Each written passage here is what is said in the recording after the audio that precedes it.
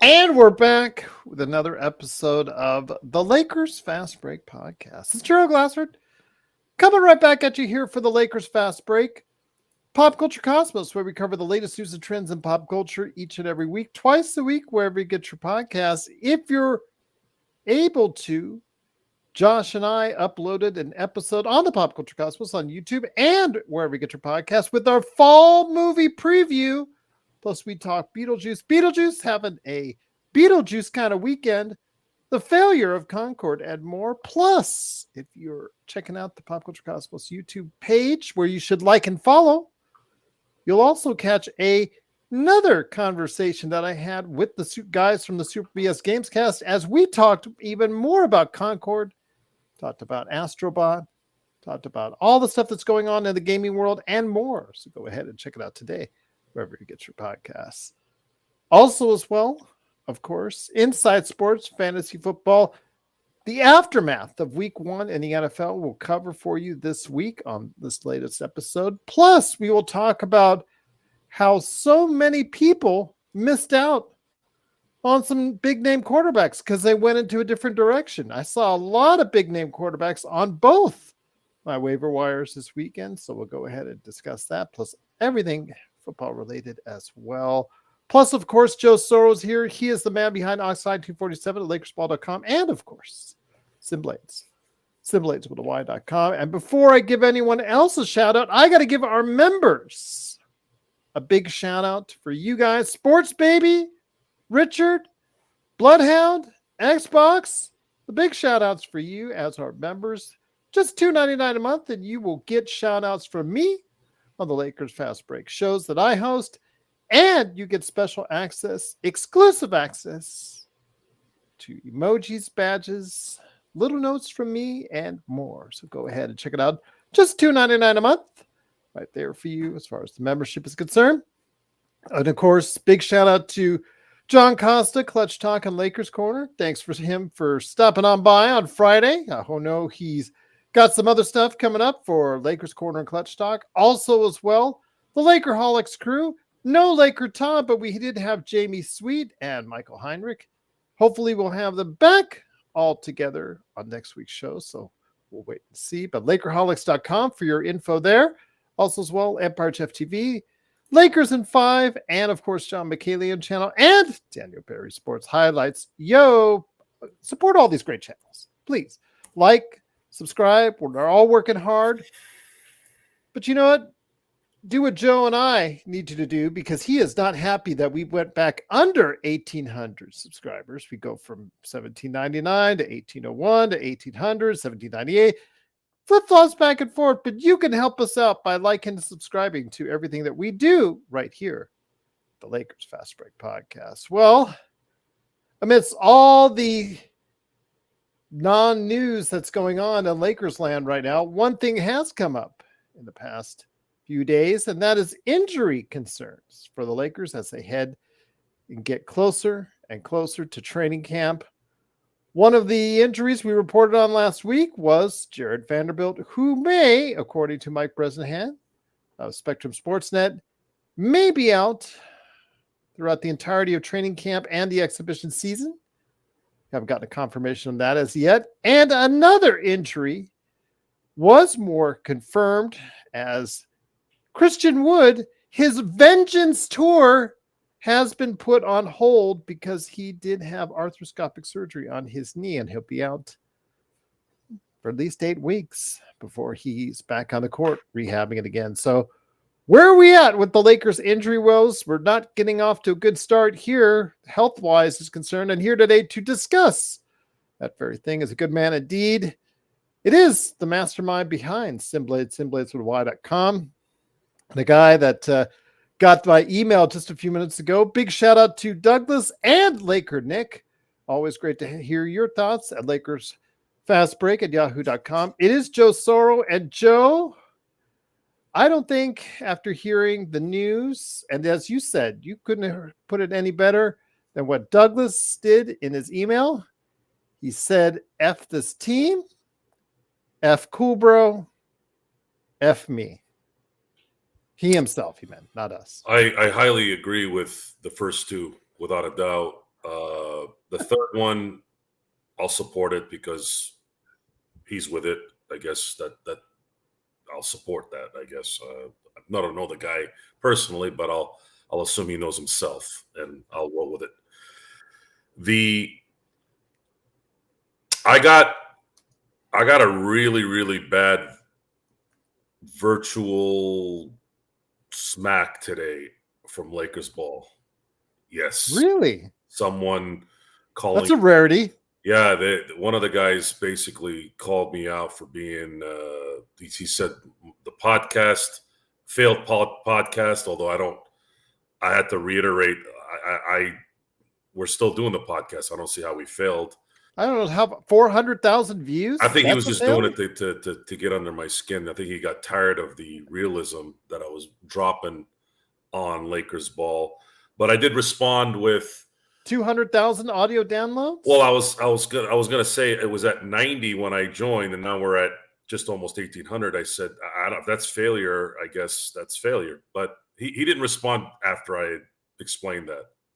The other parts were essentially things I've heard for a very long time that are usually Freudian internet doctors type talk. Everyone thinks that they know who I am based off what I say.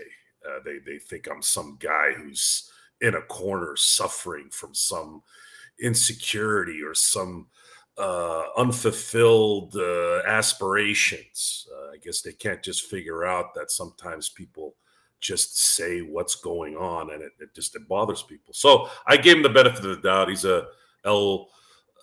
He's a Lakers ball regular. So I said, look, I'm going to give you the benefit of the doubt. I'm going to wait till December to comment on any comment he has. And I said, if the Lakers are 10-15 in December, if you think now is bad, you better turn your computer off if you don't want to hear what I got to say. And today was there, or I should say the last couple of days have been the reiteration of exactly what we've been talking about. And you try to find the silver lining, but how are you supposed to find that when all you got is news like this? You have players who continue to do the same thing over and over and over again, much like management doing things over and over and over again. And yet we're supposed to sit here to some and massage each other's bums and pat each other on the back and say, let's go get them anyways, folks. Well, you talked to me earlier today, and again, Douglas, when he sent me that one, I was laughing. It was a perfect I was laughing for 10 email. minutes. It is the perfect email. It really was. If Douglas, you're listening, that is exactly the description of the last 2 days.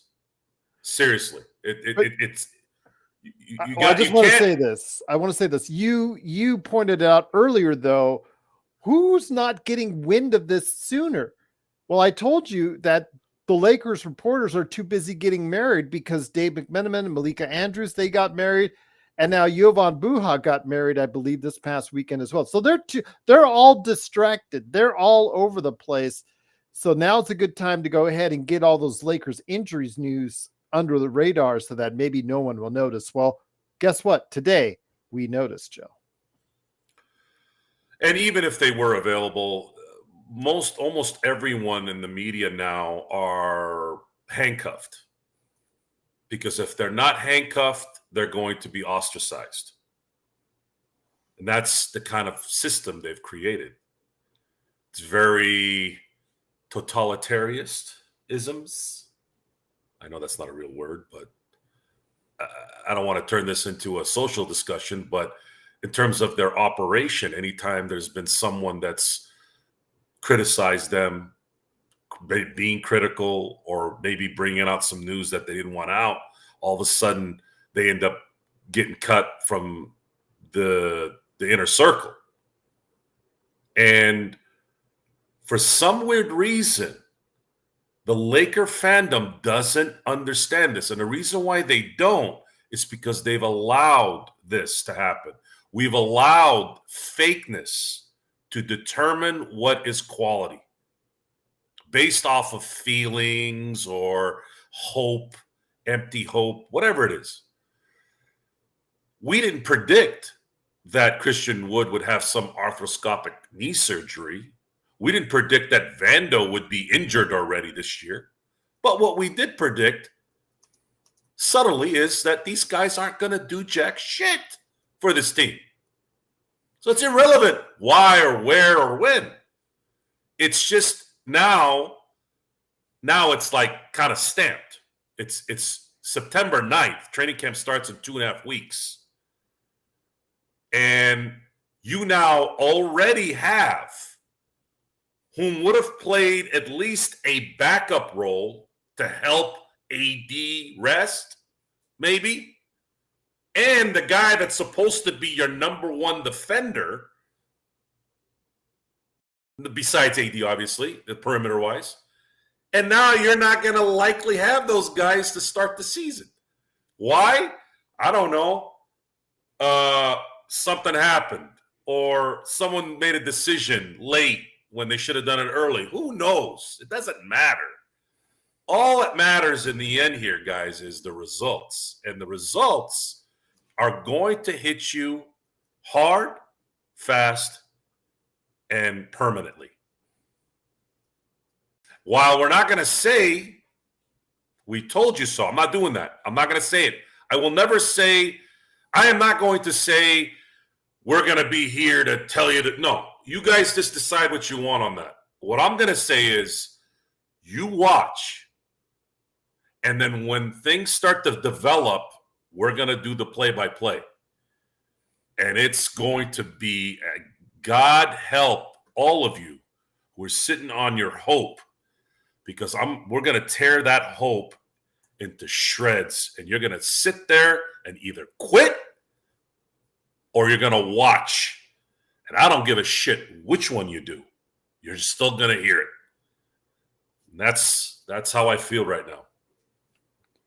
Once again, it is the Lakers Fast Break. It's a snack pack for you. It's Gerald Glassford. Come right back at you here, along with Joe Sorrell. I actually do care if you watched. It would be nice if you watched and kept listening and didn't quit on us, no matter how bad the rants get. But of course, it will get bad. We will say we told you so when the time comes, if that happens. It is Gerald Glassford. And to clarify, Joe, as of right now, because it's real-time updating, we're 415,000 views on this channel and 209,000 audio downloads. We're in the top 250 basketball shows on Apple Podcasts as of right now in the United States, and other markets were actually even higher up on the food chain. So you could tell that person what it is. I can show them all the stats if they want. So I have the stuff right now on standby if you want. It's just letting you know. Just thought I'd let you know. And that's because of you guys and gals out there that listen to our show. It is immensely appreciated. So don't quit on us, even if we tell you these things that we think is going to happen. We don't want the Lakers to lose. We don't want bad things to happen to the Lakers, Joe. But with the way the things are setting up now, from the way that we saw that there was no real movement in the roster, the only thing that was done really was the drafting of Dalton Connect and the re-signing of Max Christie to that elevated contract, which they really didn't need to do at that high a price. No, I'm not counting Bronny, nor should you at this point in time.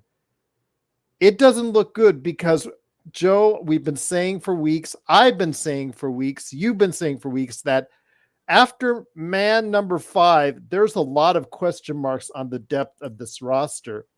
And with Jared Vanderbilt now hurt and Christian Wood now having surgery, that depth just got a little bit worse. Correct. So let's see what the solutions are here. What this will likely produce is more minutes for Max Christie, whom won't be able to guard the elite.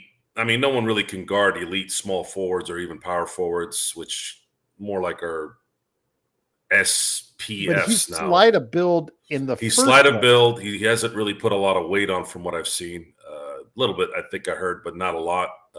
But you also have to have some kind of lateral athleticism that's going to make sense too.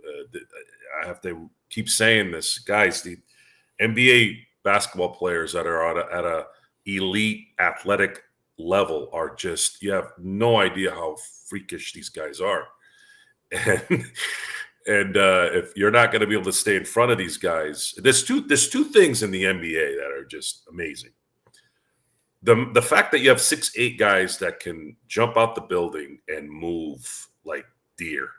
And then the other is a elite guard who can control the ball and basically, like, let's say Jamal Murray is an example. Do you have any idea how good this guy is? He's very good.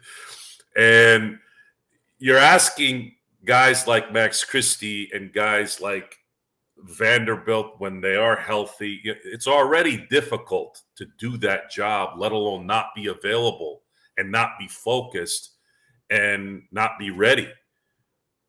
And now you have to. Sports Baby's saying they'll be back at the start of the season. We don't know that. That's the time frame, according to Mike Bresnahan on Jared Vanderbilt. Says there's a great possibility he'll be gone the entire exhibition season and training camp, which would have him start getting back up to speed at around the start of the season. And with 8 weeks for arthroscopic surgery before you can really get back into the swing of things, Joe, it might be game 10 or 15 before these guys get back into this really, really contributing for this team. You already start the season. So if it's 8 weeks, you're talking about you're probably 2.5 weeks in, because the games start. A lot of people, I don't know if you remember, games start much earlier now. They don't start November 1-ish. They start like at October 2025, yeah. Right? It doesn't. You cannot. You didn't improve the team other than one draft pick, which was given to you by another team, by the way. They decided, look, we'll give you this one, right? It wasn't even their choice at that moment before it became theirs, right? They've done nothing to improve the areas that need to be improved. And to top that off, they didn't really improve kind of what the coaching. Did they improve the coaching? Is the coaching going to make that much of a difference? Because I keep hearing things like JJ Redick is innovative. I'm curious to see what exactly he's going to implement on a basketball court that all these other coaches haven't. Is he Mike D'Antoni-esque in bringing some kind of an offense that we don't know will transform the NBA? I was trying to really think about. It's hard because you don't have any basis off what that would be. He's never coached. He's never been an assistant. So what exactly is he going to do? He's a talker. He's not an X's and O's guy from what I've seen. So is he going to tap into that mindset that's going to make players better? I'm not hearing anything. We're not hearing anything. It's as quiet as a dead person's house. It's just nothing's out there. We don't know. There's no developments of anything. So we're going to have to wait. And we're not going to know during training camp, right? Because not everybody's going to play. No one's going to really take those games seriously. So when is it? When are we going to start taking this seriously? So I'll give it till December. Well, still, it's so bad right now, Joe, that the Lakers can't even get people there might be interested in to come to training camp, with news that Chetty Osman, who I'd mentioned last week as a possibility, give him an exhibit 10, take a look at him, see if he might be someone that might actually stick on the roster. he has decided to play overseas than go to training camp with the Lakers. So yeah, he that's picked Greece over LA, which I'm not really faulting him for that. no, because it's If you've more been- money, If you've been to LA the last few years, most likely. That should tell you a lot. Yeah. That should tell you a lot that you have players now that are just saying, you know what, I don't need this headache to be around these kind of things. And I think and there's some damage control there, minute but damage control nonetheless, where it was just a rumor that he turned down the Lakers to go to Greece. I don't know why you would deny that. I don't see any point in worrying about anything like that. But yeah, even their run of the mill talent out there doesn't want to play in LA. But everyone's enamored about numbers. People can't wait for the father-son game. They can't wait for LeBron to score 50,000 points. This is the stuff I'm reading now. And of course, the 400 different posts about who's better, him or Jordan, you know. When you run out of the title line, the only thing left is to create this flowers and candy kind of thing where you're look at this guy, he's playing in his 22nd season. Yet he's supposed to be the greatest of all time. Okay, whatever. I'm not gonna really get that ever. And we have to sit here and watch a product that we all know isn't going to compete, yet you're paying players like you are, and you're stuck in that purgatory that will never end. And the fact that we have a roster essentially backed up to a wall, there's very little maneuverability now when you're $50,000 away from the second tax apron.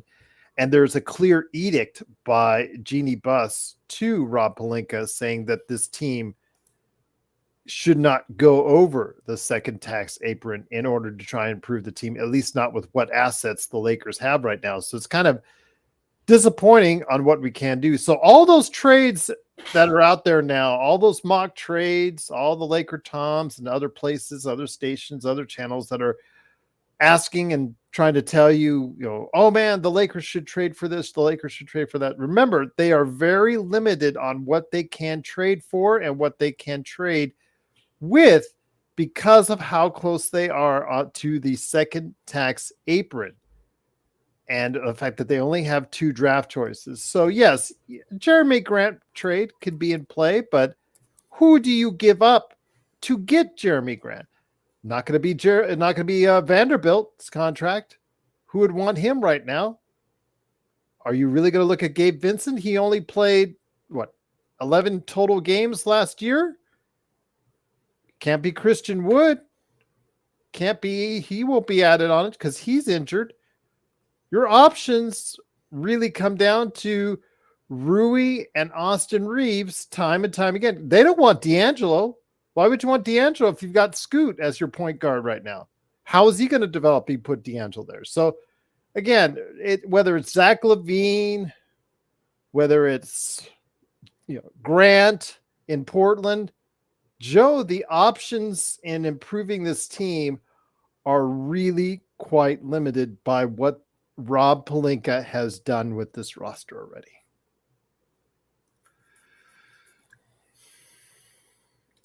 I'm trying to figure out some of the stuff I've read. I know it's a leverage pool on Chicago, but if they think they can unload LaVine without dropping a couple of firsts, you guys or are Time Lords. mind. Do you want? Okay, let me ask you this, Joe. Whose knees do you want? Do you want Time Lord's knees, or do you want Zach LaVine's knees? They're both pretty shaky. We talked about this a few months back. It has nothing to do with the talent acquisition. It's about draft capital. Mm-hmm. I make the LaVine trade or the Jeremy Grant trade, which would be talent reasons as well. Jeremy can play. But those are heavy-duty contracts. Right. But the Lakers would have to look at that as a draft capital decision. If Chicago came to LA and said, we're going to give you 2 firsts to take on Levine's contract, and then we'll take this player, that player, I do it. You're not going anywhere, folks. The Lakers are not competing this year. I know you got the false sense of hope last year when the Lakers kept taking the lead against Denver and then getting bounced. Because I know I already hear it. Well, if Jamal Murray doesn't make if, everything's an if. It's not about ifs, folks. It's about what's happening. Because the Nuggets fans are saying the same thing about them. Oh, if we could have just, in that fourth quarter against Minnesota, things have gone the right way, we would have handled Dallas in that finals and then gone on to probably beat Boston. That's what I'm hearing now coming out of Denver. Yeah, sure, they would have beat Boston. Okay. The reality is what it is. The results do not lie. So you can sit there and you can argue, hate, disparage, talk about negativity all you want. And it works. It does work because people care so much about what others think. And they'll retract and they'll apologize and they'll go back into the cocoon and start yapping behind the scenes about how their feelings were hurt and they don't understand me and all that garbage, all that weak, pussy-ass shit. Sorry, I couldn't say it any other way. How could when you? In fact, the results are right there in front of you. You do not employ LeBron James and Anthony Davis to lose 8 out of 9 playoff games in 2 seasons. Wake up. Folks, wake the F up. For those of you who are listening for the first time or who hate what we're saying, wake up. You do not employ LeBron James. You keep telling me this. You as in the world. Oh, look, this guy scores 50,000 points if he does this year. You guys are saying this. I'm not saying it. I mean, I knew he was going to get 50,000 this year, but that's because I don't have a life. I know stats like that. I read them, okay? But I'm not out saying, hey, guys, who's excited about back in March where LeBron could get 50,000 points? Who's excited? No. It's about this. It's the ring. It's always not an AFC championship ring or a Western Conference champion. I'm talking about a world championship ring. And for those of you who don't consider the NBA champion as a world champion, you need to go wherever the LeBron lovers are going to. Okay? This is the #1 league in the world. It's the world champ. There's no better basketball team on the planet than the Boston Celtics right now. Because it's an accumulation of the best talent on the planet all in one area, right? I don't consider international basketball that kind of, it's a different result. It's not, I don't want to say it's not even, but it's just, it's not, it doesn't work like that. It's just like soccer in America. Soccer, U.S. are not going to win a World Cup anytime soon. So it's very important to, oh, by the way, thanks for reminding me, Mark. I got to take a shot for Darren. Darren, yes.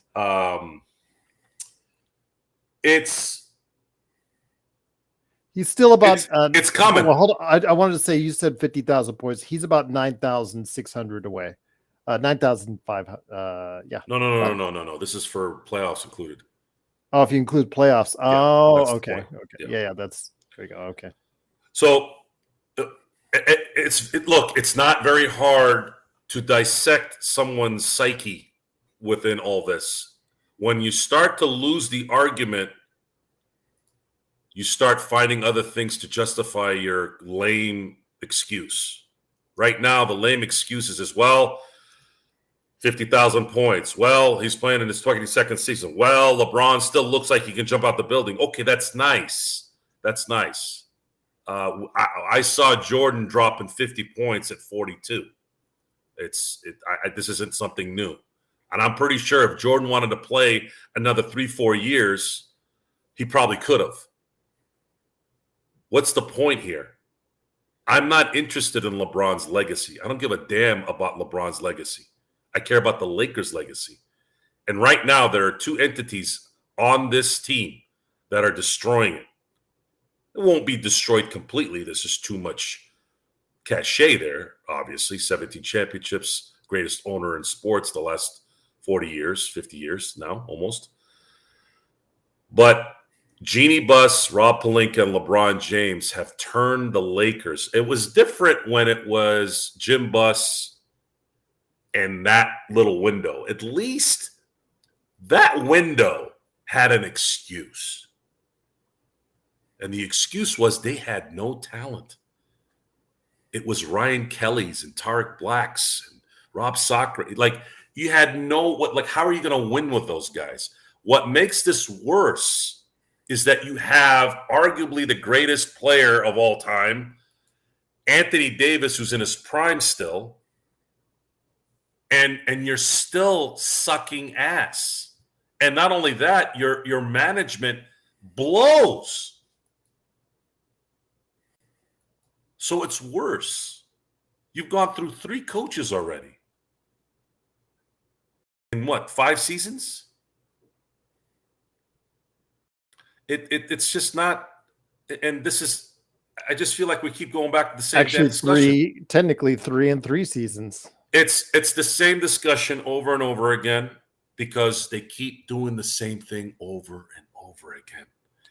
But Eric, you say they lack a scouting department. I always hear so much praise coming the way of the Busses, that they did this and they did that and they did this and they did that. So if you tell me, Eric, and I can't say I'm disagreeing with you at all, but if you tell me that they lack a scouting department, and I appreciate always when you're in the chat, my friend, honestly, that should point the finger, Joe, at them primarily.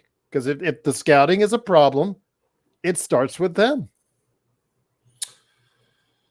I don't know what's going on with the scouting, to be honest with you. The Lakers were finding gems in free agency and in the second rounds. The issue, though, is there's no point in having a great scout team if you can't retain the diamonds in the rough.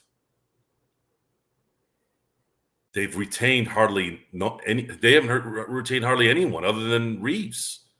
Well, Reeves, THT at the time, they were trying to. THT was a bust. But Christie, I was going to add Christie. Christie is, y'all going to find out who Christie is year to year. I'm not going to keep repeating this, okay? The Lakers had a good run there for a good amount of years, but something changed. Something changed where they're now starting to hit just duds. It's because their focus isn't on developing. I mean, the fact that Rob Pelinka started a new head coaching press conference with, we got to, by the way, it's the NBA's a new structure and we got to start. How the hell are you going to draft in the mid-teens, or when you do draft in the second round, you're drafting freaking kiddies who can't even play? How are you going to develop stars? Like, it's just one nonsense thing after another. And yeah, no. Connect was a good pick, but is that really what they tricked everyone? Is that what that is? Is that what that's supposed to be? It's going to have to be. Alan says, do we think Connect is going to be thrown to the wolves early in the season? If they get one more injury, Alan, there's a possibility. He's playing a lot now. He's going to be playing a lot. Yeah, he is playing a lot now that Vando's not playing, because there's not going to be any point. Choice. He's got the size and the shooting ability. Whether he can, control the ball a little bit, I don't know. We're going to have to see if he worked on that during the offseason. But to put pressure on someone like that in this scenario would be unfair. That's the part where you can say it's unfair. This is a rookie, and rookies do not make those kind of impacts. They just don't. Derek Lively aside and all those guys, yeah, they had good years. Triple J. You saw very, very quickly what happens when those guys are neutralized. But Triple J, Podziemski, I mean, there's some hope, Joe, if you based off of last season.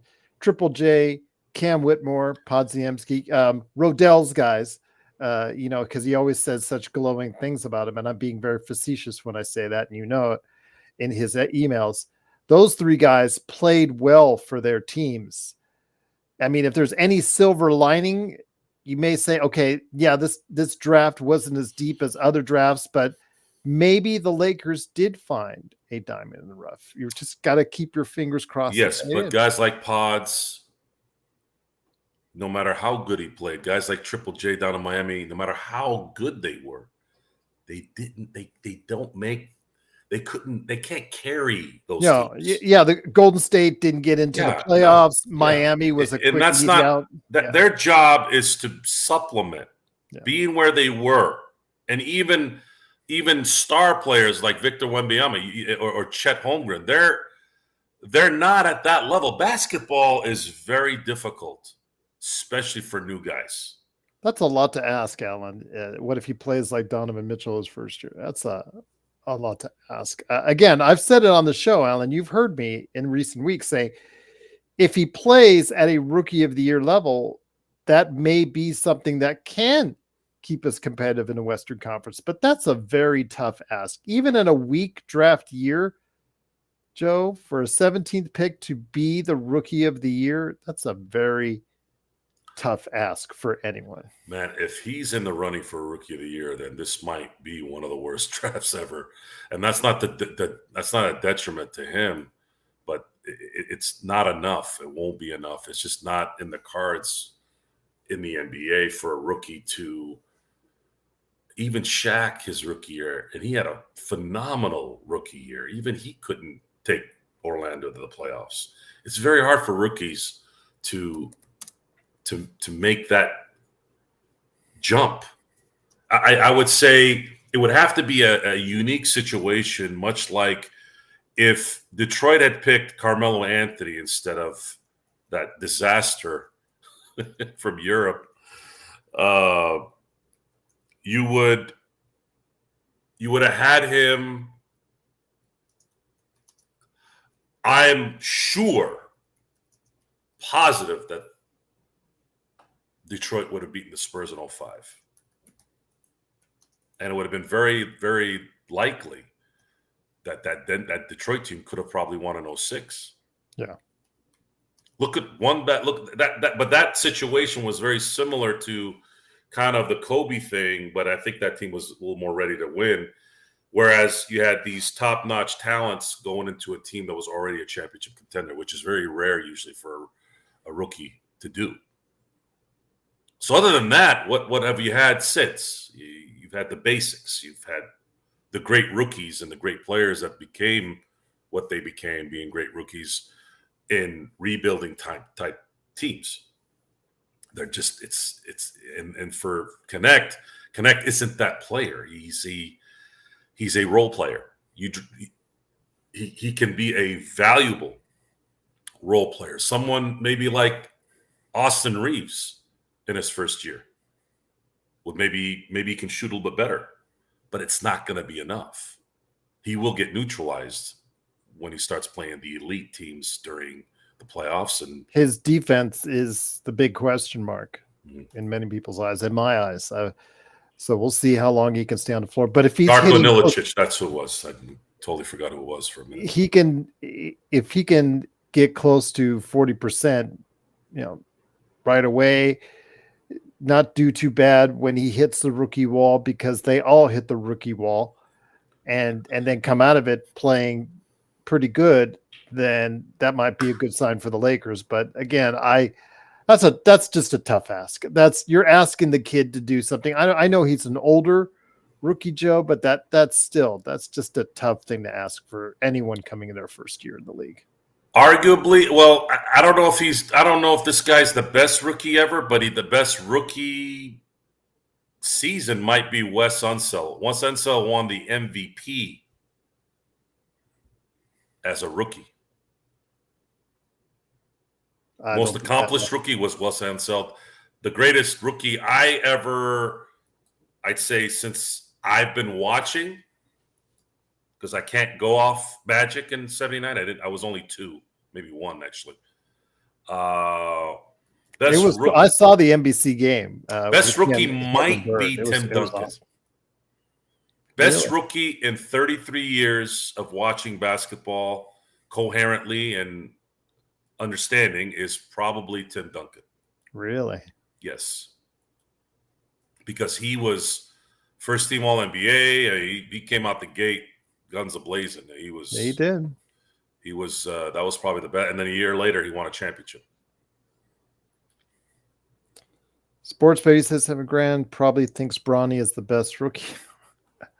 Bronny, you should not count Bronny. Again, if I could tell JJ one thing, I'd say second quarter, first game, coming out of the timeout after at the start of the quarter, play Bronny with Dad, get all those vibes, 2 minutes, sit him down, send him to South Bay, and let him play the rest of the year there to let him develop there.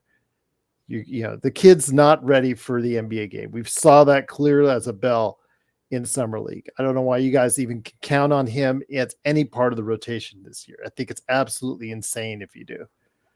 Dalton Connect has the capability to possibly be a contributor for this team. And if they get any more injuries, Joe, it's going to happen. Otherwise, you are going to get your daily dose of Cam Reddish, Gabe Vincent, Jalen Hood-Schifino, Maxwell Lewis, and that scares absolutely no one to the rest of the NBA. Do you want to hear me say those names again? That's how depressing it is. From the way it's going right now, we're probably looking at the possibility of G Leaguers possibly starting a few of the games down the road. Especially if LeBron or AD gets hurt. And that right there will be the coup de grace, as they say. If LeBron or AD have a significant injury, significant meaning they're out 2 to 3 weeks, you're going to see the floodgates open at that point. You're going to get your Colin Castleton fix, that's for sure. I mean, everybody out there who still might hold hope that Colin Castleton can be an NBA rotation player, you might get your fix now, Joe, because with Christian Wood out, Jared Vanderbilt out, those are 2 guys with size, or at least height, that are now no longer going to be there for training camp and the exhibition season, possibly even the beginning of the season itself. I didn't see a lot of improvement, unfortunately, with Castleton in the Summer League. There was an instance last year where you saw him have a nose for the ball. A lot of times that's a good instinct to have for a very, very young player. But I didn't see much improvement. It's very unlikely that Castleton will be a contributor in that realm. But with the lack of – what if Jackson Hayes gets hurt? You're not going to have a choice. Yeah. You have to get somebody.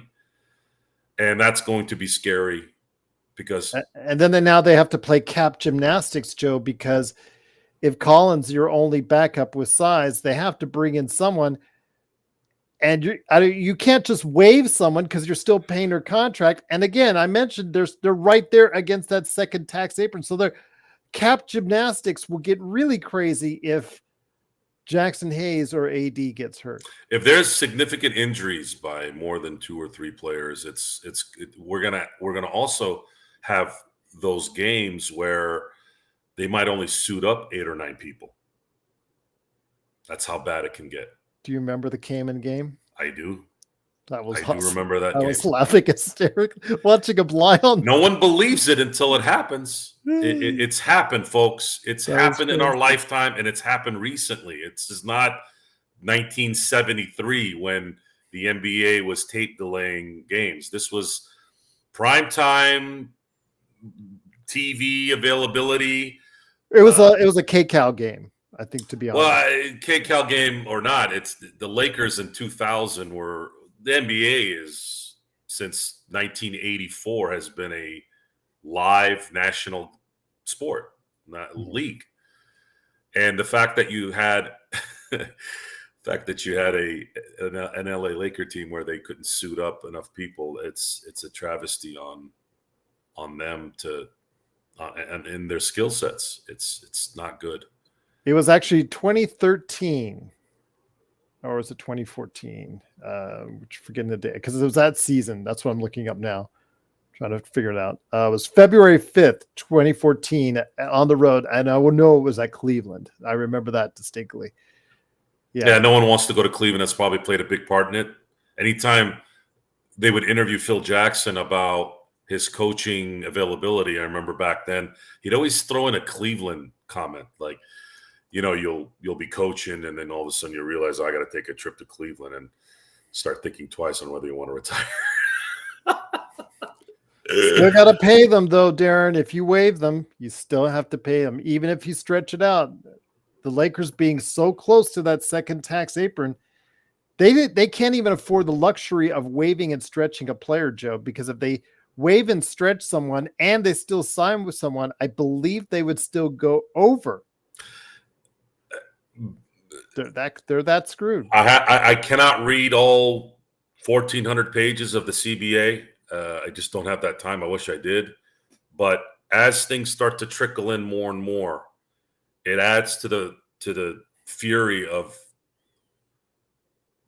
how terrible this new collective bargaining agreement is. And it was also that they can sign this $1 billion TV contract. And for what? I mean, even the NFL, Disney, ESPN, they couldn't even show the games today on DirecTV. Now I got other ways to watch the game, which I didn't watch and care really. I did want to watch Aaron Rodgers play, but I knew he wasn't going to have a good game, and it turned out he didn't. The greed at the expense of quality is just mind-boggling to me. And no one is going to fight it because these guys are getting $60 million a year now. And that's how they get you. They don't care. They'll complain, but they don't care. And we're sitting here criticizing again and then still watching. So we're part of that problem. We're still supporting all this either way. Who was the actual fool? The fool that Well, yeah, we're the fools. Or the fool that watches the We're fool. the fools. But here's the thing, though. The podcast kept me here because I told you before, if the audience wants to watch and listen, then there's an obligation there. I do enjoy this. I'm not saying I don't, but I can honestly say if it wasn't for the Lakers Fast Break podcast and the supporters, the people emailing me when I said I was going to bounce and begging me not to leave, I would have watched, I would have followed because, you know, it's still sports, but I would not be watching every game. Because at some point you have to kind of take a stand. I'm not going to go run off like some weenie. I'm not going to watch this ever again. Like all the other quitters and whiners. No, it's not about that. It's about sending a message. But in the end, it doesn't matter. It's all garbage. I'm a nobody. It doesn't matter what I do. So I might as well enjoy what we're doing here. Once again, it is Joe Soro from Simblades, SimbladesWithAY.com. He's also Oxide247 at LakersBall.com. So yeah, if you ever talk to him again, just let him know, Joe, that top 250 basketball shows in America. I mean, I could show you the list. We're on this. No, look. 600,000 combined. This happens. This happens every once in a while. It's the frustration of the truth, and they'll sit there and they'll stay on that. Demetor, he knows he's a somebody. They'll stay on that soapbox, and they'll Freudian your whole existence. Okay. Based off of your posts. They'll say you're insecure and you're this. Why are you so angry? No matter how many times I keep telling these schmucks, I'm not angry. I'm responding to what I'm watching. So I'm demonstrative. So what? Just because I'm demonstrative doesn't mean I'm pulling my hair out when I sign off. Maybe it's a sociopathic trait. I don't know. The second I get off the show, I go lay down and relax. Not sitting there spewing and stewing and all that crap. So the frustration, let's say, in the moment is winning. It's about winning. And if there's something that does get me hot is when winning is not there, especially when you're being told that that's what we're doing. Because by keeping these guys on this team, you're saying that you're trying to win, yet you're not filling in the blanks. Are you really trying to win, or are you just trying to milk the name? I mean, I could sit here and talk about this all day. It doesn't matter.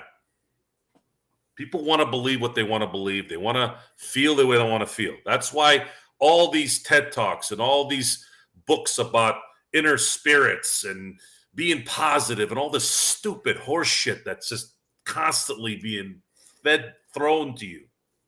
In the end, it's about the results. And when the results aren't there and you're being told that it is, you need to speak up. And you might need to speak up over and over and over again. Today and yesterday, prime examples. They were stamps on everything we've said since draft night. Everything we've said. They were stamps. And if you're not going to understand it now, when are you going to understand it? Do we really have to go through an 88-game season? I don't even know what these idiots have been complaining about too many games, and they added more games. That was the response. Let's play more games then, while people are whining about too many games. Which is it? You're telling me, Roger Goodell, we care about player safety. By the way, we won 18 games. Guys are not making it after a half. So this is the stuff that gets me up. I don't like BSers. I don't like fake stuff. I don't like false hope. Sorry. If it makes you feel better to hope something's going to happen, good for you. Congratulate you. I tip my hat off to you for being positive. Screw all that. That's a waste of time. You don't get shit accomplished hoping for shit to happen. Once again, I did want to mention, if you're coming in late, the news we heard today officially that Christian Wood has undergone another surgery, as Alan astutely pointed out. This is another knee surgery for Christian Wood. He had arthroscopic knee surgery earlier today, and he'll be out about 8 weeks. Was announced by all the media personnel out there. So 8 weeks before he can really get back on track, and then we'll see what happens from there. compounding the news that Mike Bresnahan of Spectrum Sportsnet reported last week, the very good possibility that Jared Vanderbilt may be out for a month, which would include training camp and the exhibition season as well, with his ailments. So that leaves the Lakers coming into camp, 2 individuals down, not very much maneuverability, no open roster slots, not very much money under the second tax apron to work with. Do you see a trade of desperation? Do you see those odds getting a little bit higher, Joe? There's nothing the Lakers have that they can trade. A package of Rui and Austin could get Austin for, let's say, a Jeremy Grant is you basically take 2 starters out for 1. Is that even a lateral move or a downgrade? Oh, I don't like it. I told you I never liked Grant. So let's look at it. That's a good question. Let's talk about it from a talent standpoint. Forget about the injuries and forget about that for a second. Let's look at. But that's why I said desperation. Do you see Rob getting desperate? He could be desperate all he wants. They have no leverage or assets. You can 29 and 31 don't mean anything, folks. What are you going to get? You can't get a player of significance with just draft picks. Teams want 25, the 25 draft. That they know is a better odds on getting a good player. Which the Lakers don't have a draft pick in. They don't have. Yeah, it's not. This is simply impossible. The only way Rob can get something this year is if a GM helps him. Does him a favor. And it looks like from what we've read the last few years, not a lot of people are too fond of Rob Pelinka. Brian, Atlanta has the pick now, by the way. New Orleans does no longer has the pick. They used it in the DeJounte Murray trade and sent it over to Atlanta. That was the key pick and the key reason why Atlanta traded DeJounte Murray is because they got that Lakers pick. If LeBron and AD look, let's talk about last year, then I'll go into this year. If LeBron and AD had gotten hurt once last year for a couple weeks, Lakers would not have made the playoffs. Nope. So it's a little bit worse this year because it's a year more for both after an Olympic run too, which I'm not against. I'm glad they went because they at least going to win something, and I want the U.S. to win gold every 4 years. It's part of pride. The Lakers will possibly get the play-in if they hit for 40% from 2 or 3 guys, and LeBron and AD don't have any debilitating injuries. LeBron missed 11 games, but that was maintenance misses. That's different. AD only missed 6 games. Was it 6 or 8 games? He played 76 or 74. I forgot. As far as AD last year, I'll look it up. He played 76, right? Yeah, I think he played around that range. 76. So he only missed, and even those games were maintenance misses. There was never a injury. No, there was never a sustained injury that either got that kept them out for. So now the blame, the entire blame of last year is Darvin Ham. Not only for not beating Denver or getting a higher spot, it's all of a sudden Max Christie didn't do what he was supposed to do. I can name a few other things, but again, it's a waste of time at this point. The Lakers are hoping that everyone stays healthy. Yeah. And that LeBron and AD are going to be world beaters. And that JJ could come in right away. And then JJ is going to tap into everyone mentally and make them a better player based off of 0 coaching experience.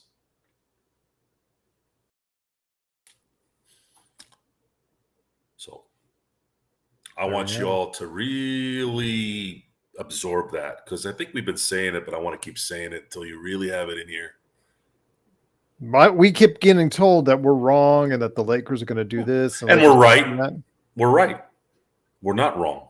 We've been right. And the last 2 days keeps adding more right. And it's not so that we can pat ourselves in the back like Barry Horowitz. This is what is presented. And this is part of the other Freudian thing that I was telling you about, Gerald, that there's this assumption that I got my comments because I got to be right. That's how buffoonery this whole situation is. We want the Lakers to win. I want the Lakers to win, asshole. I don't want them to lose. But they're not giving me any reason to believe they're going to win because they're not doing anything. So what? What do you want? You will forget. You will ignore and go away. That's what people do. They quit. They go away. No. I have the energy to handle this, so I'm not worried about myself. I have enough energy to get those arrows at me all day, every day. It won't affect me at all. Darren says he's okay with JJ just working with the shooters to put around LeBron and AD. That's their only hope. But you had D'Angelo shoot 42%. Didn't you have Rui shoot 42%? If he can work with Dalton and Max and Austin and improve their shooting, Joe, while maintaining D'Lo and Rui shooting and LeBron shooting, that's a different story. This team did not improve to help AD. They did not help to improve any rebounding. Folks, we saw the team healthy last year and hitting shots, and they still lost. Worse than the year before when they weren't shooting as well and weren't as healthy. Why? Because they can't get a freaking rebound. And they did nothing to improve that. Not even one player. It's so bad that they're talking about a player that they couldn't get and in hopes of thinking they can probably get that player during the draft, during the deadline. Valanciunas. How are you going to get Valanciunas? You're going to give up a 29 and 31 pick for Valanciunas now?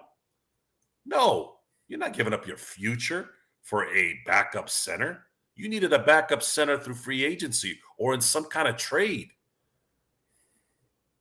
Starter, too, but it looks like the Lakers just don't want to not start AD at the center. So I'm going to say Valanciunas would have been the perfect backup to AD. However that played out, whether he was starting and AD started at the 4, doesn't matter. The Lakers desperately needed a backup for AD and maybe somebody who can freaking rebound with him.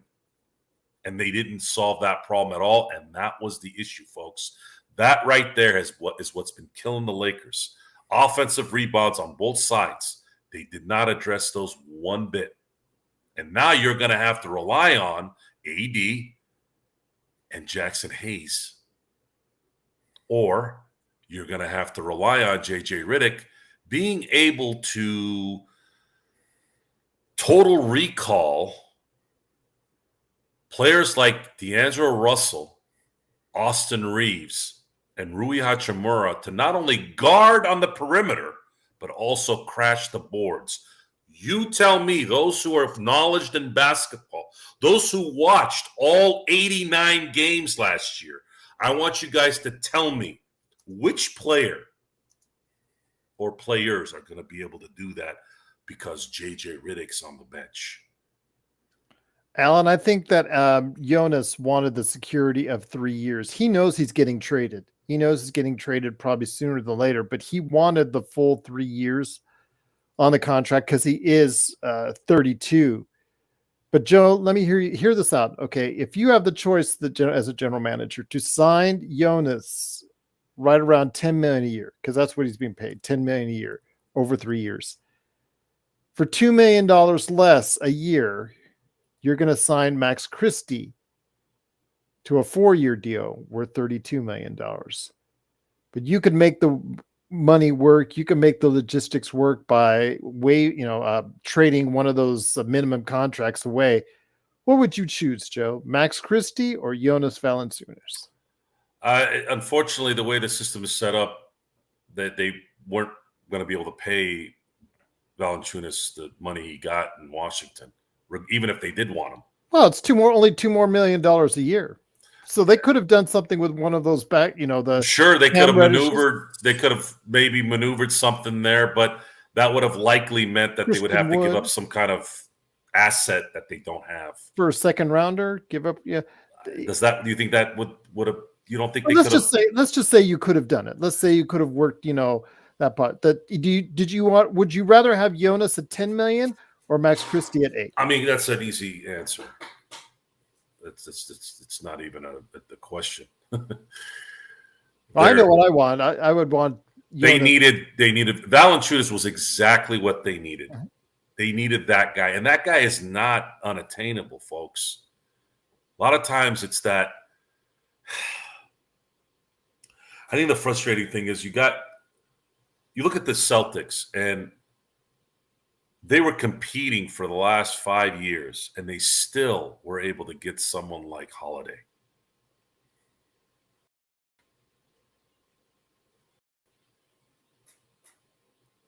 Dr. Buss used to always say, we'll figure it out. But these guys are not good enough, guys. Rob Pelinka is terrible. He's worse than terrible. He doesn't belong in a general manager position. He doesn't belong making basketball decisions. He's a fake. He's a used car salesman. He built an agency. He went to Michigan. Yeah, he was successful, was a basketball player in Michigan. I'm sure he's a good family man. But guys, just because you're good at certain things doesn't mean you're going to be good at other things. I mean, Magic Johnson is a basketball savant, but I wouldn't have him near a basketball operation position. Not because I don't want him to, but it's because look what he's done. Darren's saying that this has to be a breakout year for Max Christie. So define that. Help Darren define that. I know you owe Darren a drink, by the way. I'll just remind you that. I'll be right back. What is a breakout year for Max Christie? What does that look like? He averaged 4 points last year, 35% shooting from the field, 42% overall, averaged just under assists a game and 2 rebounds a game in 67 games. So what is needed by this team as far as a breakout season? So Rough Artist says 15, 5, and 5. So that would be a breakout season. Allen says 10 points per game and good defense. What's up, Laker Girl? Check out Laker Girl. Give her a like and subscribe. I know she does some good work out there. I know Eric is there on the channel from time to time. So go ahead and check out her great shows as well. That's the problem, though. What is a breakout year for Max Christie? That is the problem. I think a lot of people like Joe and I, we do not think that he can have to that level consistently. You're talking about one extreme to the next, but I hope we're wrong. As Joe gets out the JD for Darren, we didn't forget you, my friend. Yeah, she was in the Xbox. She was in the YouTube comments. So yeah, it just simple as that, Joe. What is a breakout year for you for Max Christie? Starter. Okay. Can he be a starter? Because 10 points a game does not do it for me. Salute to Darren. 10 points a game does not help you enough, especially with Jared Christian Wood out the lineup. That's not going to get it done. You need something more. You need him to be you need him to be someone that the other team fears when he comes to the game. You need somebody that they program or look at as far as he's a threat from the other side. Right now, he is not a threat to the other team at this point in time. He is still too slight, gets easily moved off. He does play hard on defense, but he does get driven by because he's not strong enough to keep in front of them. And then his shooting has to be above more than 35%. And if it isn't that, then we're right back where we started, Joe. Yes, Richard, they all need a breakout, although I don't know how much more Reeves can do. I think Reeves has tapped his talent, which he was an undrafted player. You guys got to remember he's that. done all he can. Rui has improved. Rui is looking good this offseason. I would say if Rui can hit the layups when it matters, that was the big issue with the Denver series with him. He couldn't hit inside that 2 feet, man. It absolutely killed the Lakers. You already had to deal with that with LeBron, but at least LeBron can make it up with more activity there, whereas Rui absolutely killed. Oof. I think of the three, you're probably going to have to say Reeves getting to be a 40% three-point shooter. I think it's the thing that I think that can break out the most. I don't think it matters, folks. I don't think everyone can shoot 40% on this team at this point. It's not going to matter unless they can get rebounds. The rebounding is absolutely killing the Lakers. These comebacks that the Denver Nuggets were making, it's because they couldn't secure a rebound. And yeah, that would be the breakout. That would be the game changer for the Lakers. If they start the first month showing that they can rebound, then something happened that JJ Redick tapped into. The collapse, the ability to balance the court, and still, are these guys going to have enough energy? We know LeBron can't do that. He's too old. AD can, but you also got to give him some rest because he's not only getting rebounds and guarding 15 guys at once. He's got to play hard for all that to work, and you got to give him rest. If AD was able to play 34 minutes a game for 70 games and know that he doesn't have to worry about playing 40 minutes regularly, that would go a long way. But you would have to have somebody there that could back him up for 14 minutes. But they don't have that. They don't have anybody that could back him up for 5 minutes right now. Jackson Hayes, I'd say right now, if Jackson Hayes isn't the X factor next year, the Lakers are going to be in a world of hurt. And that could be the issue, but right now they will not have, at least going into training camp, most likely, according to Mike Bresnahan from Spectrum Sportsnet, and then also it was reported today on major news outlets, Jared Vanderbilt and Christian Wood. So, Joe, if anybody else gets hurt, my friend, that's not a good sign for the Lakers heading into the season. We played that game all year last year. And then you also had a dinkus at head coach who supposed to be this tough guy who was really a tulip. Kurt says, what two-way players do you think will be relied on more? Castleton? Annie Hinson? Neither. Lakers have no two-way players that'll make a difference. They barely have a bench that can make a difference. Darren says, I'm for promoting Hinson from day one. A guy, terrible. We talked about Connect being terrible. We talked about Maxwell Lewis being terrible on the defensive end. Hinson was the worst of all three of them, guys. Get real. Did you not see him on one end of the floor? And the guy shoots. He has not seen a shot he hasn't liked. I'll give you that. And he can fill it up. But man, if he misses like three pointers in a row, you guys are going to be screaming for him to sit back on the bench. And he can do that. He'll go like 0 for 3, and then he'll go like 3 for 3. He gets really hot and cold, and he'll still keep firing away at it. And that's just who he is. But I don't know if he has a future in the league because he simply cannot guard anyone that I saw in summer league, and I mean anyone. Castleton may have to play out of necessity at this point. There might be a possibility where they have to play him. If AD gets hurt or if Jackson Hayes gets hurt, it could be pretty bad. And he's 25, I think. If I'm not mistaken. Castleton is like in his mid-20s already. So he is not getting a whole lot better at this point, Joe. And I remember last year when he played against Sengun for a few short minutes, and that was like a man among boys there. It was not good. It was not pretty. And Castleton, again, nice player from the G League standpoint, but I don't know if he'll ever make that leap into a consistent player. If Jay Huff didn't work out for the Lakers, I don't think Castleton will either. I thought Jay Huff was a little bit better player, and as we're seeing, he still is getting minutes in games on other teams. Castleton, as of now, again, he might play out of necessity, but not good.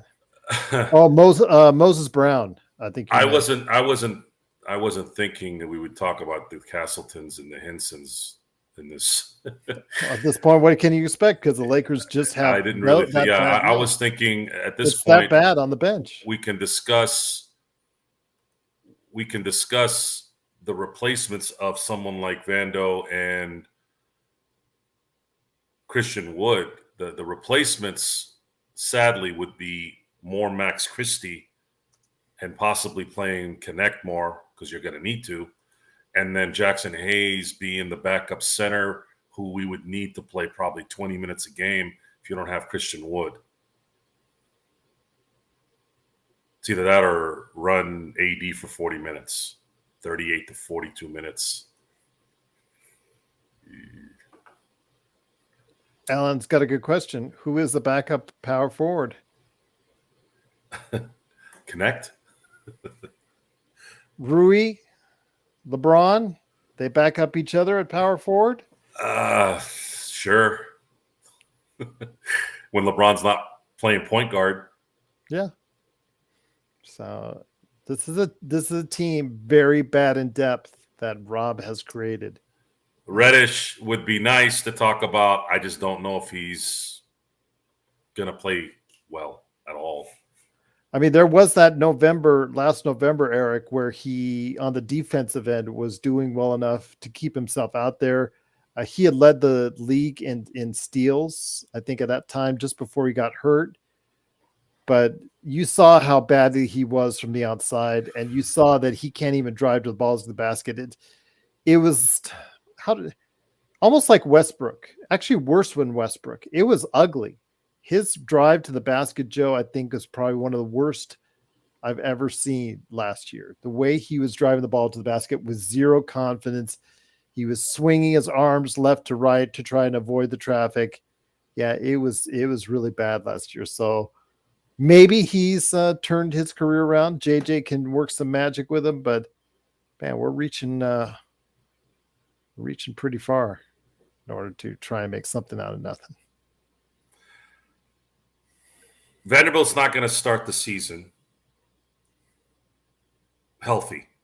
Christian Wood, if his knee gets better, he's not going to – well, let's say he's a full recovery in 2 months. Or he's being reevaluated in 2 months, correct? 8 weeks? Okay. So you start the year off with two of your guys whom are already part of the rotation that are not going to be there on a team that's already thin in terms of depth. So who's going to replace Christian Wood?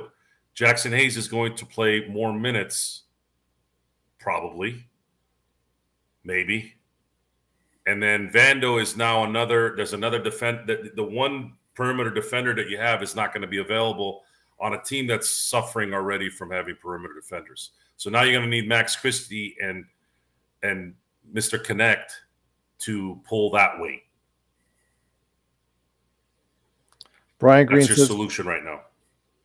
Brian Green says, come on, guys, it's time to rebuild. LeBron was drafted 21 years ago. It's time for a new franchise player. Well, Lakers don't even have a draft choice next year, so they would have to trade one of their franchise players probably in order to get a number. I think it's time to focus on what this team is going to do.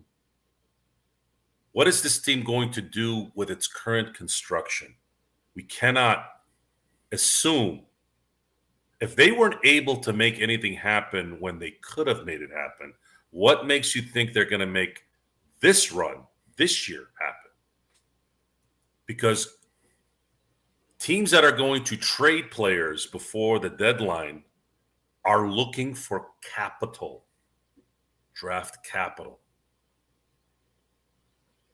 The Lakers don't have it. And even if they do use the little that they have in 50 years, are you really going to trade it for a role player? Is there going to be a third star? This is the better question. Is there going to be a third star that's disgruntled?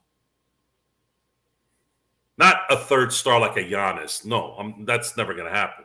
But I'm saying like a guy that could be the third star that team would be willing to trade to LA. That would be more of a legitimate question. JY says, what's the expectation for your Lakers in your guys' opinion then? Sounds like the lottery team from Joe's perspective. Well, it's not getting off to a great start, JY, and I don't want to say it's a lottery team as of yet, which we don't even have because we don't even have a lottery pick in our possession for next year. Our pick is going to Atlanta. But I don't see it's just so many ifs, so many things have to go right. So many things went right for the Lakers last year with health and 3-point accuracy.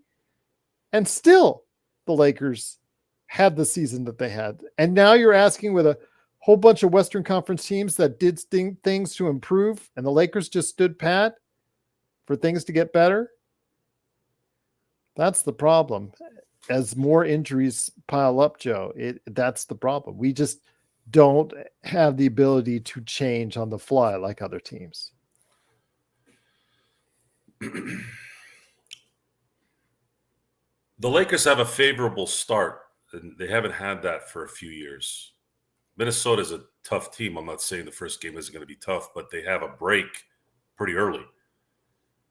And where they have games kind of spread out. Phoenix, I think, is next a few days later, and then they got to travel to Phoenix not a few days after that. They get that Phoenix thing out of the way kind of early, which it's kind of funny. I would rather have Phoenix later because of that the travel. We haven't dissected the schedule yet. We will in future shows. We're not there yet. I remember last year we figured out there was a stretch where the Lakers didn't leave the West Coast for a month. Yeah. And they didn't take advantage of it. It was in January. Didn't take advantage of it because you had a schmuck at head coach who didn't value games to the point where had they valued games, the Lakers may have put themselves in a position where they didn't have to go to Denver. And if you look at the statistics, it's very difficult to win championships when you start on the road in the first round, because that means you're probably going to play on the road for the next 3 rounds.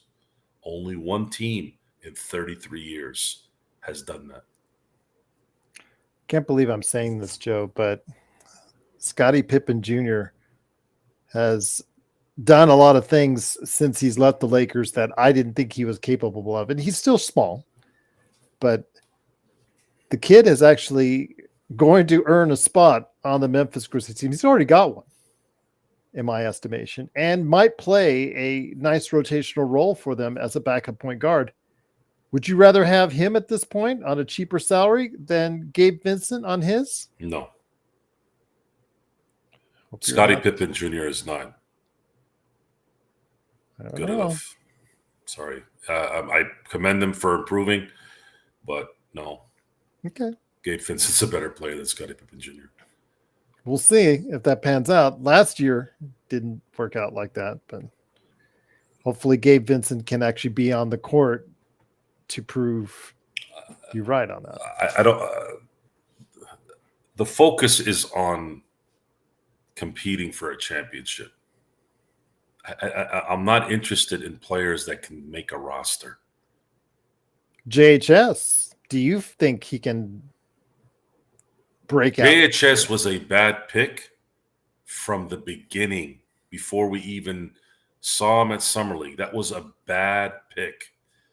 And it made it worse considering who was there that they could have picked. He is a terrible NBA skilled player. Lateral movement matters in the NBA today. If you don't have lateral movement either on defense or on offense, you are not going to benefit anyone. You may make a roster, you may play a little, but you're not going to make a difference. You think you really want JHS to be guarding someone like Jamal Murray when it matters, or Scottie Pippen Jr.? Jamal Murray will eat those guys, shit them out, and still score over them twice. Folks, I need you to focus on what I'm saying. I don't think a lot of you are understanding what I'm saying. You have LeBron James and Anthony Davis on this team. That means you're trying to compete for a championship, correct? That's why you're paying them $60 million each, $50 million each. Are we here to win a championship or to have Dr. Doolittle and his little minions? Because if you're not competing for a championship and you tie $110 million out of the $180 million in cap space, what are you doing? And give me a legitimate reply to that. All you positive Nancys, give me an answer that makes sense.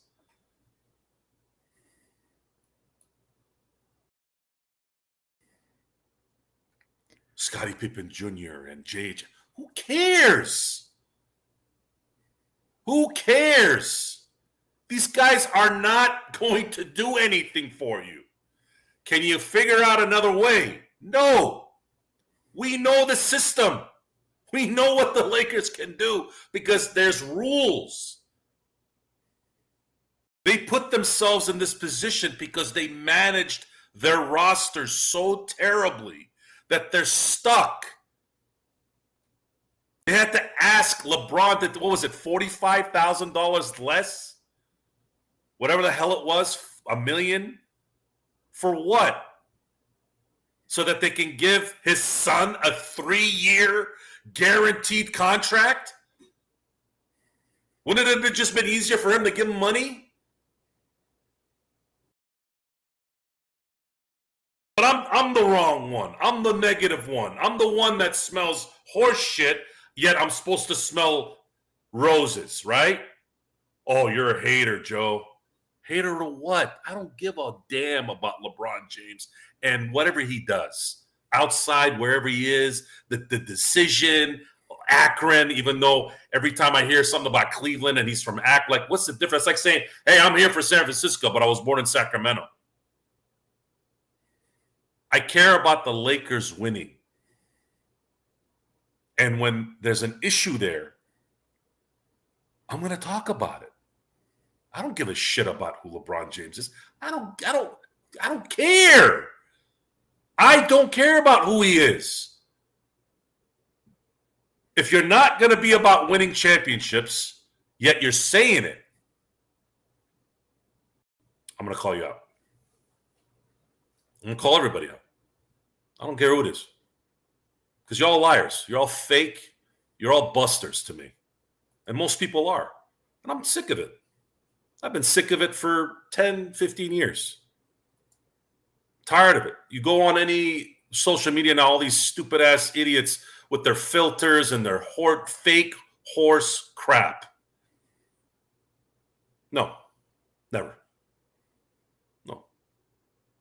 I'm going to be on here, and I'm going to keep saying it until they prove me wrong. Prove us wrong. Show us that Rui Hachimura is going to be that guy. Show me that Max Christie's going to be that guy. Right now, I've seen shit. Why is it going to change all of a sudden in a year? This is basketball. This isn't where basketball players are very easy to scout. They're not that hard. You're either about it or you're not. So what? Tell me. Give me the info, folks. Tell me why I'm wrong.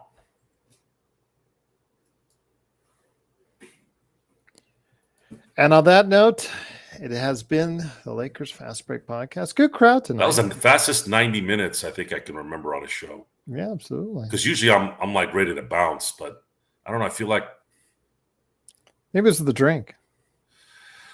Actually, I don't think that's it. That was the only sugar I've had today. Okay. For those of you who don't think sugar is devastating to the body, right now you're seeing the results of it. My God, that stuff takes you out. Okay. I've been passing out during the day the last few weeks. Today, I haven't felt tired at all. I haven't had one up until that shot. I hadn't had one drip of sugar today. Sugar is the freaking devil, man. Enough salt is okay, Mark, because you'll get headaches if you don't have enough sodium. And on that note, it is, of course, the Lakers Fast Break Podcast. We'll be back this week with more episodes. Also, Inside Sports. I wouldn't say that, sports baby. Repeating in the NBA right now is getting very difficult, especially if Embiid is healthy going into the playoffs, I should say, and having Paul George is going to help him. I'm telling you right now, if Embiid doesn't have like a catastrophic injury, he hasn't really had a catastrophic injury. He's just been hurt towards the end. But that's because he's been carrying that team with Maxey. But having Paul George there is going to help. Philly, watch out for Philly. And I say this because they got Nick Nurse. Nick Nurse knows what he's doing. Nick Nurse, in my book, is top 3 coach in the NBA right now. And on that note, it is again the Lakers Fast Break Podcast. Gerald Glassford and Joe Sorrell.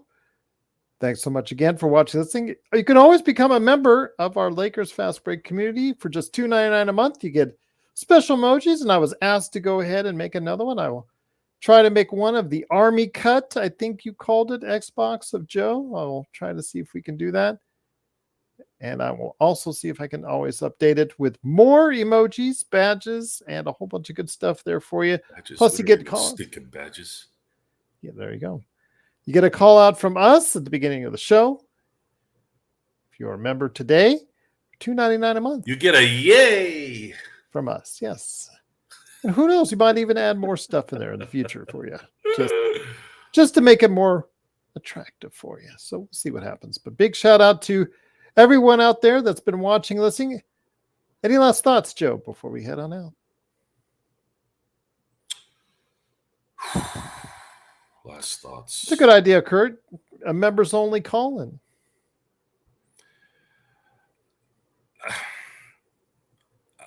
I think that would work if we had 18,000 subs. Mm-hmm. But right now we're still small, and we're small because we're not putting up fake breaking news crap, clickbaity stuff on here, and we're not putting money towards fake subscriptions either. Fake. No, it's fake. Everything's fake. Boxing matches now are fake. I had to see highlights of Floyd Mayweather fight some douchebag who I didn't even know who the hell it was. I didn't even know if he was a boxer even. I mean, who's paying for this stuff? Just nonsense. Nonsense, the quality of things. You know, as much as I enjoyed the Steelers winning this week, that game, that product is just atrocious. Oh, you don't like 6 field goals? They took out, no, the 6 field goals were fine. It was the complete destruction of another TJ Watt game. The ref even admitted on the field that he screwed up on one of the plays, a stripped sack. TJ Watt has been robbed from 3 Defensive Player of the Year awards.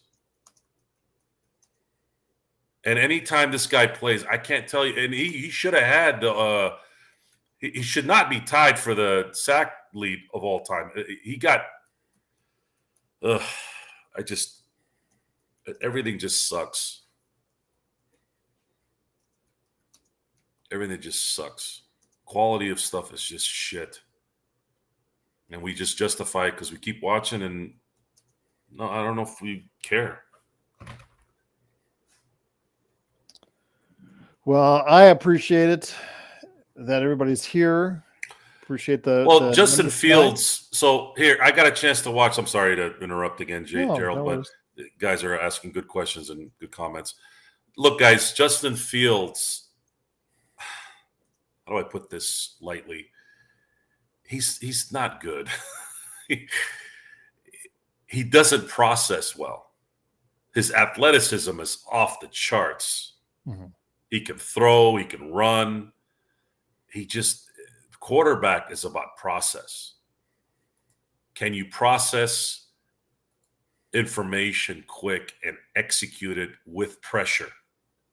Not literal pressure, mental pressure, physical pressure, every kind of pressure, injury pressure.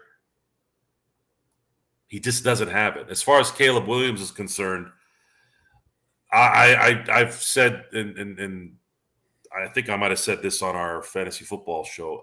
I think there's going to be one quarterback in this draft that's going to probably be good. Mm-hmm.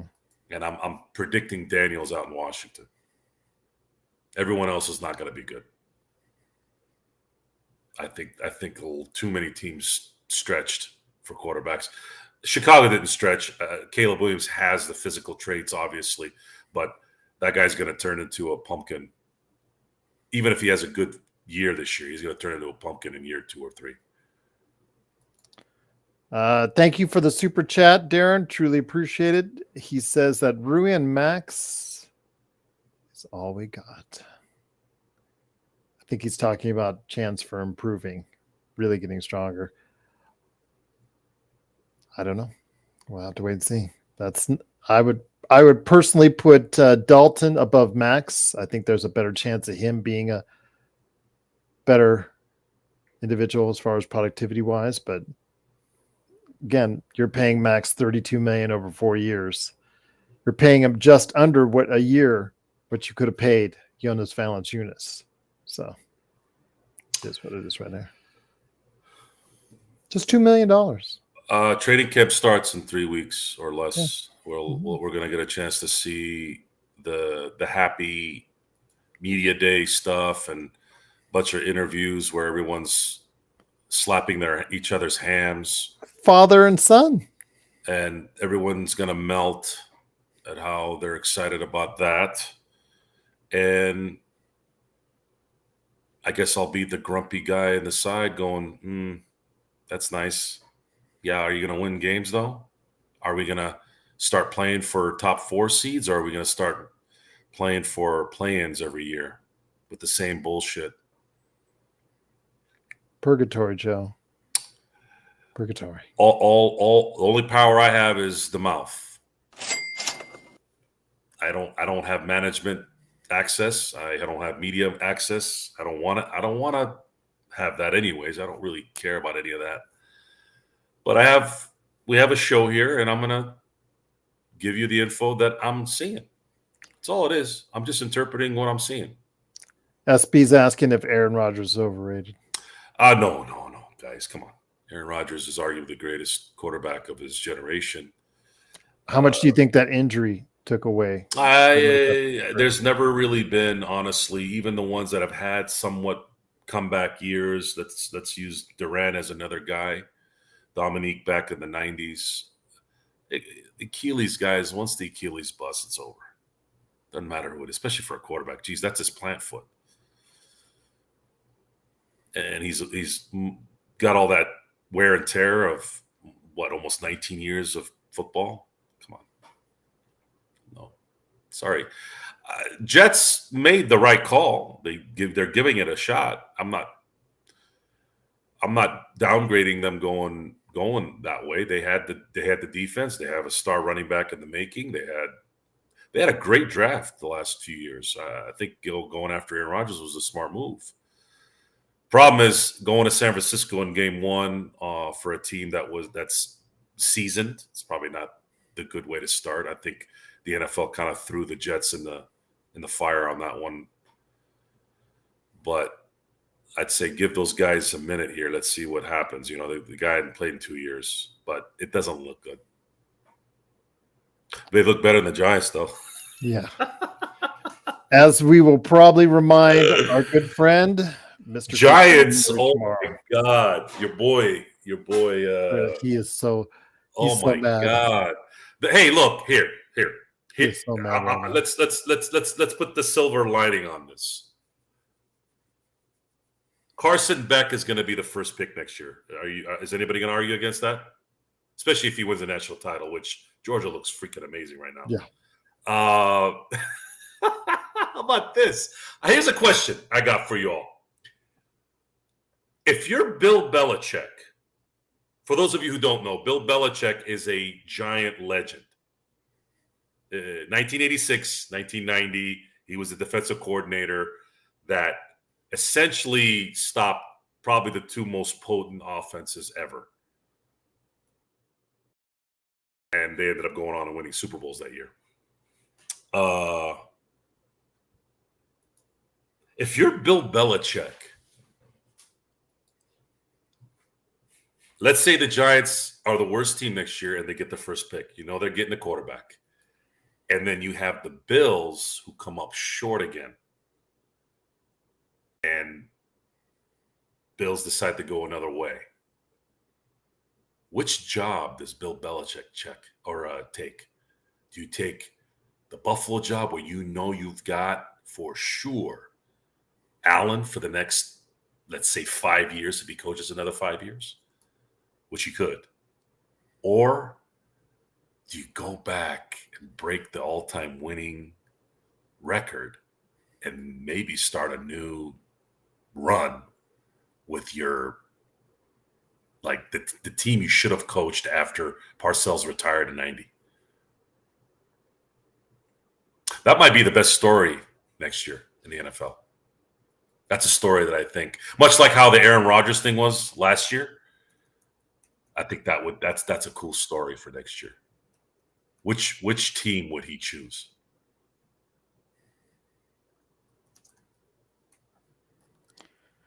Once again, it is the Lakers Fast Break. As I'm posting on Joe's site, Oxide247 at LakersBall.com. I'm just on there right now, Joe, just reminding them that we are the best Lakers show that's out there. Again, 400,000 views. Thank you to everyone out there. It wasn't 200,000. I take personal. Oh, and that's why I said it. I wanted you to hear it. 200,000 audio downloads. And I wanted the crowd to hear it. And someone's interpretation of success. What's success? Is success 90 subscribers when you arrive and then 1,800 after 3 years? Some can look at that as not a success. Ever been in a room with 1,800 people? It's a lot of people. And Joe Rogan, for the first 5 years, this is on record, he didn't have anybody listen to the show. His friends were making fun of him.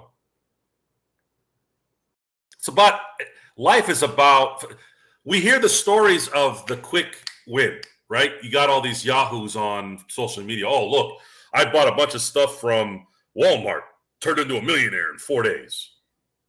Guys, that's like winning the lottery, okay? That happens like 1 out of a billion. And they make it look like anybody can do it because that's the scam. They get you to believe that. Just like the whole Amazon thing. You have any idea? You got to be a brain surgeon to do things on Amazon and really make that kind of money. The amount of freaking red tape you got to get through to sell anything on there. Go ask my buddy Vaughn, man. That guy had And that guy's relentless. And even he was like, dude, I've been at this for 3 years, man. These guys just drown you. But you only hear the story of when it works. A lot of times things are about timing. It's not about, what you know, how you know. A lot of it is timing. So we're going to be here until this thing hits.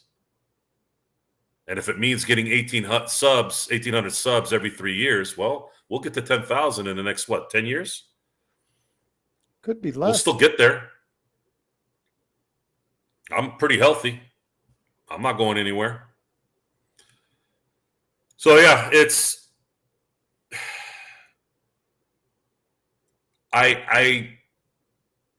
to put a button on today's show, I'm curious to see what else is going to come out here in the next few weeks. It's interesting that it came out the last couple days versus why aren't there any questions about why someone like Christian Wood, who's essentially he's got a list of revenge on who? Yourself? If anybody needs revenge, it's yourself. You need to revenge yourself. What has anyone else done? Was it Jason Kidd? Are you still mad about that? What revenge tour are you going? And Yahoos online that are cracking on you for doing nothing? Yeah. Gotcha. We have to ask the right questions when you're inquisitive. What exactly is your revenge tour? And if you have a revenge tour that you've started, how do you have a revenge tour and all of a sudden need knee surgery? You need knee surgery now in September. Why isn't anyone asking why he couldn't have this in June or April or May? I just thought it was so funny because it's actually Vengeance Tour. I know I started the revenge thing, but it is to use as actual correct quote. It is Vengeance Tour. So he's going to be seeking vengeance for what happened to. Did anybody ask him who? Maybe his therapist. I don't know. See, these are the questions we have to ask, folks. But no one's going to ask them because they don't want to start stuff, right?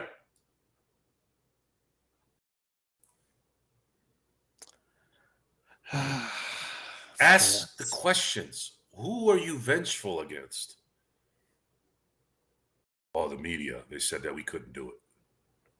The media? What media? The Lakers shut down any media that says anything about them.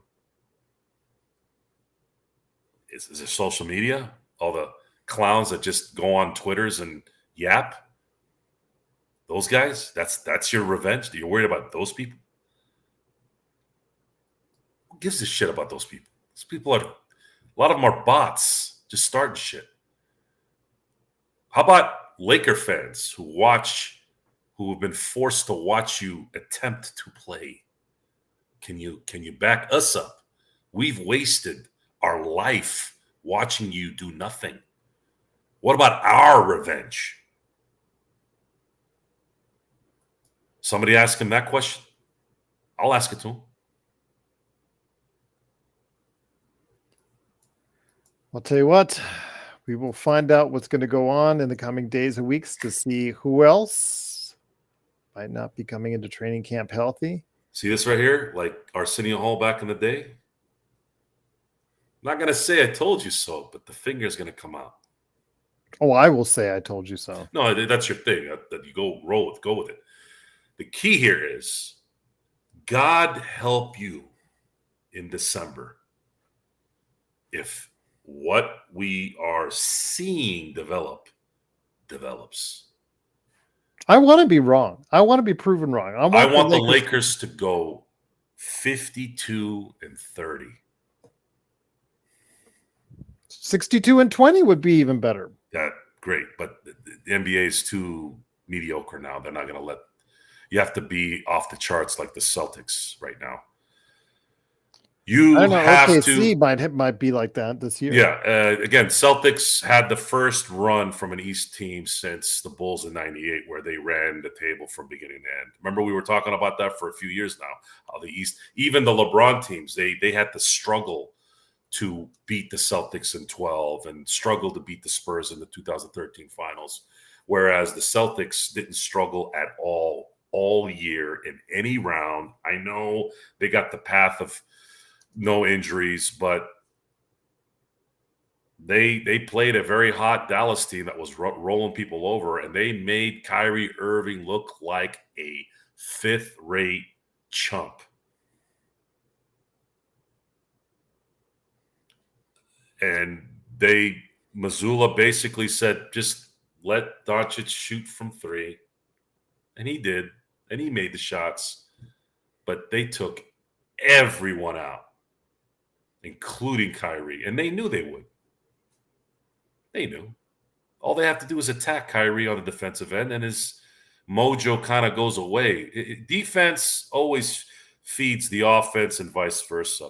I'm not saying that Kyrie ever was a shutdown type player on defense, but they ran that guy off the court on offense, whether they were shooting or getting to the basket, and he had no energy to come back. It was one of the biggest failures. And of course, it had to happen after LeBron was practically creaming himself on Twitter over him.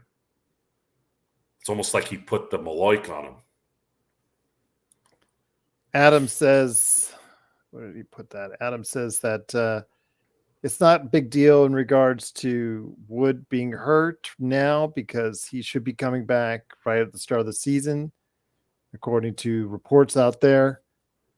Well, didn't we learn this last season with Jared Vanderbilt? He was already hurt when he signed that extension.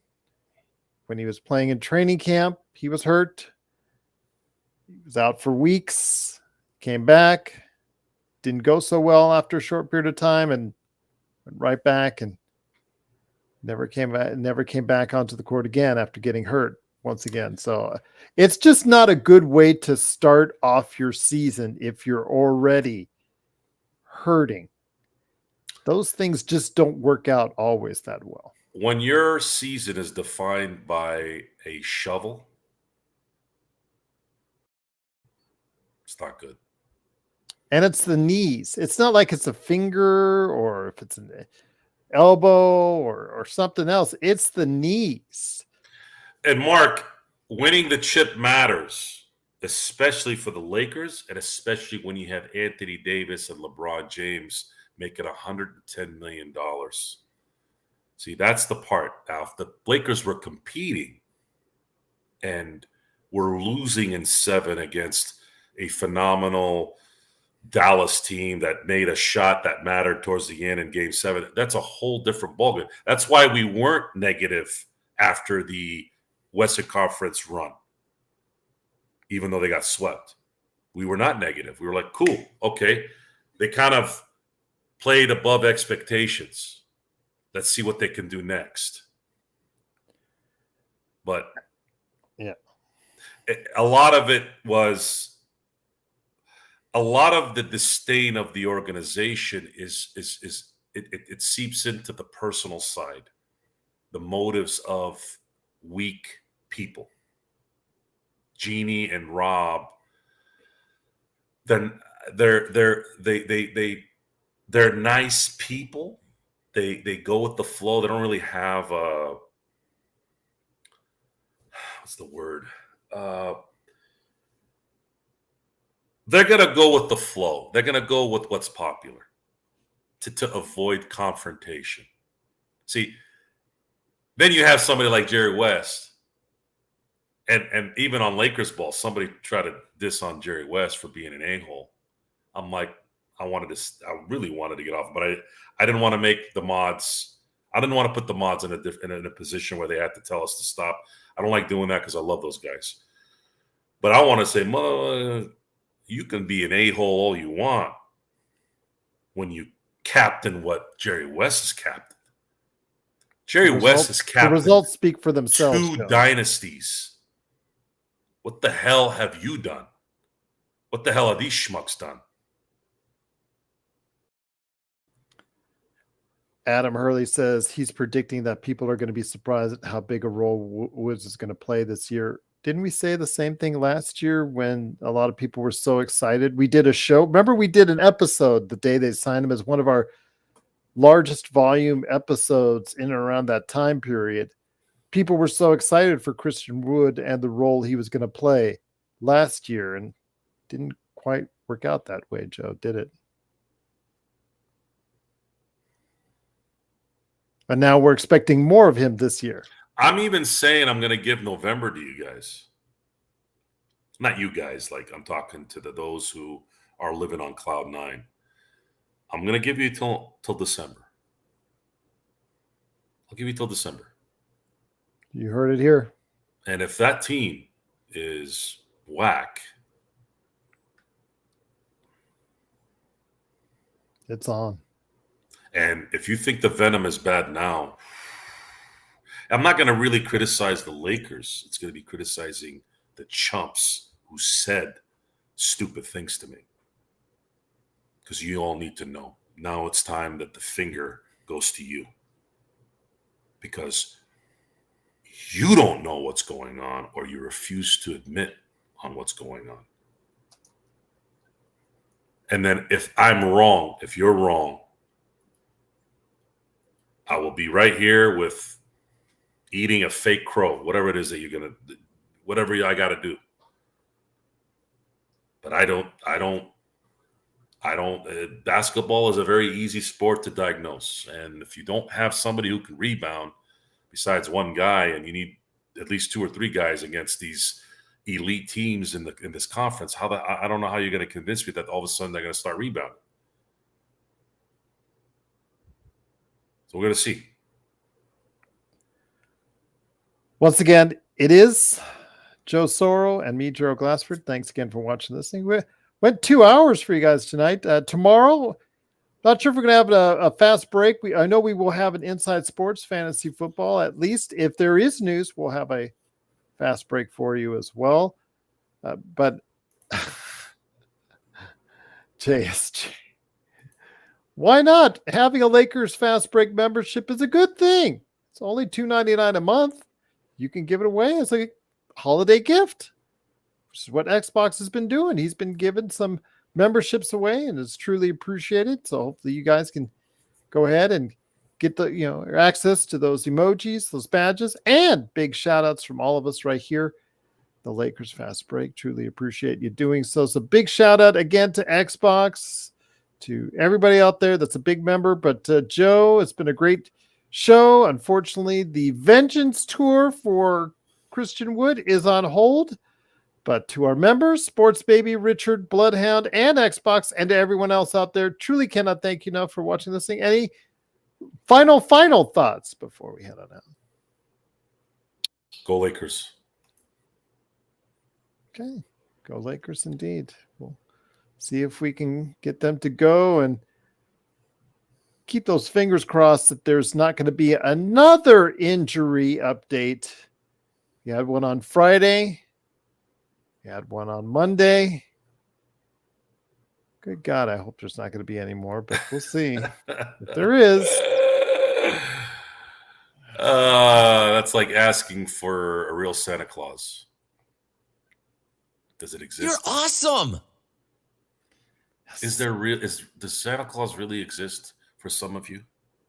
Thank you, Darren, for becoming a member. Truly appreciate it. You've been a great follower of ours on both audio and now video. Thank you so much. Truly appreciate it. Again, it's $2.99 a month out there, everyone. Well, you got to be 18 to have a membership, right? I don't think so. There's not anything inappropriate on it. I was trying to get us away from Cool Bro, but Cool Bro's asleep right now, so. But I don't want to hang out with any high school kids. I didn't want to hang out with high school kids when I was in high school, let alone now. Okay, fair enough. High school kids are the only high school kid I want to hang out with is my own kid. That's it. Other than that, yeah, no thanks.